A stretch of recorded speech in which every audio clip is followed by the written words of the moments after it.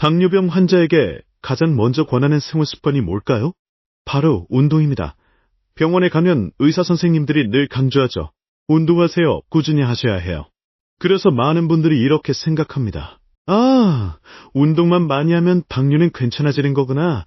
그런데 정말 그럴까요? 물론 운동은 당뇨병 관리에 있어서 굉장히 중요한 역할을 합니다. 혈당을 낮춰주고 인슐린 정성을 개선하고 체중 감량에도 도움을 줘요. 그런데 중요한 건 운동만으로는 부족하다는 사실입니다. 무턱대고 오래 걷기만 한다고 해서 혈당이 모두 해결되진 않아요.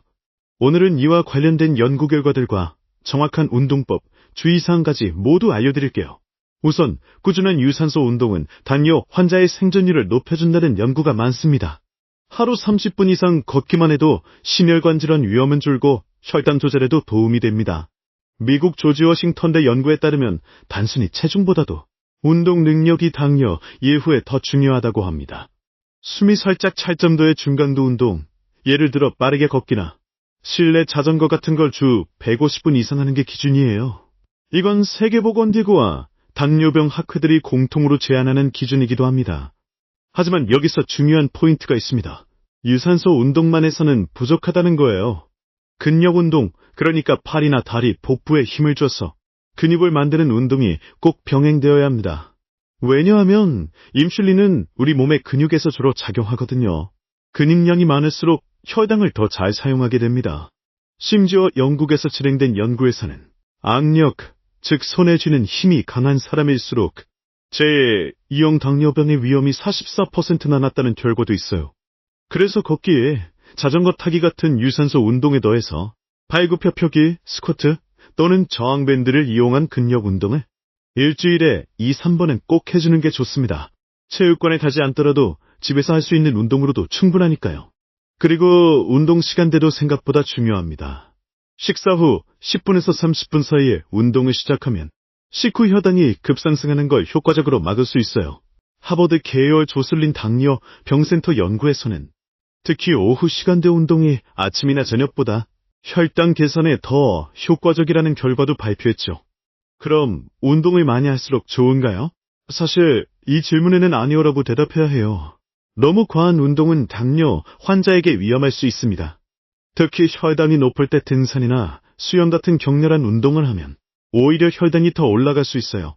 또 인슐린을 맞거나 당뇨약을 복용 중인 분들은 운동 중 저혈당이 올 수 있기 때문에 반드시 운동 전에 혈당 수치를 확인해야 합니다.